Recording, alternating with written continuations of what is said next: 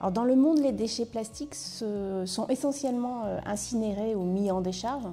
Donc c'est presque 70% des déchets plastiques qui se retrouvent dans ces deux filières. Et puis il n'y en a que 10% des déchets plastiques qui sont recyclés au niveau mondial. Et une vingtaine de pourcents, à peu près 22%, qui sont mal gérés, qui se retrouvent directement dans l'environnement. Mais la pollution plastique, ce n'est pas que les déchets. En fait, les plastiques, quand ils deviennent des déchets, ont déjà pollué. Ils polluent pendant leur production, pendant leur utilisation, en libérant des particules de microplastiques ou nanoplastiques et des substances chimiques qui peuvent être toxiques pour l'environnement. La pollution plastique a de multiples formes et donc elle a des impacts divers sur les organismes et sur les écosystèmes. Donc il y a déjà la pollution macroscopique, donc les débris plastiques visibles qui peuvent entraîner l'emmêlement des organismes ou l'étouffement et donc conduire à la mort de certains organismes marins notamment.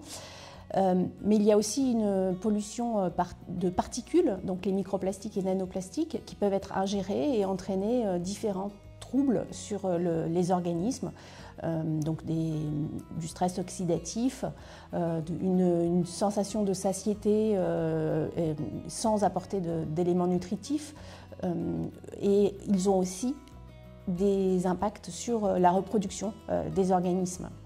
Donc ça, c'est au niveau des particules. Et puis, la pollution plastique contient aussi des substances chimiques toxiques. Donc, il y a aussi un impact de ce cocktail chimique sur les organismes qui peuvent ingérer cette pollution.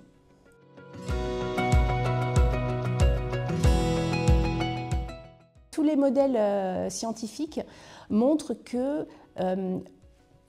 intervenir lorsque les plastiques sont devenus des déchets, donc améliorer les infrastructures de traitement des déchets, ne permettra pas de limiter la pollution plastique si on continue à augmenter la production. Cela parce que toutes les technologies de traitement des déchets sont elles-mêmes polluantes, que ce soit l'incinération qui peut libérer des particules dans l'atmosphère et des polluants atmosphériques, ou la mise en décharge qui peut aussi libérer des substances polluantes dans l'environnement. De plus, les plastiques polluent aussi avant de devenir des déchets. Et donc, tous les modèles montrent que plus on produit de plastique et plus on pollue. Et le seul moyen d'endiguer cette pollution plastique, c'est de diminuer la production de plastique et la consommation de plastique.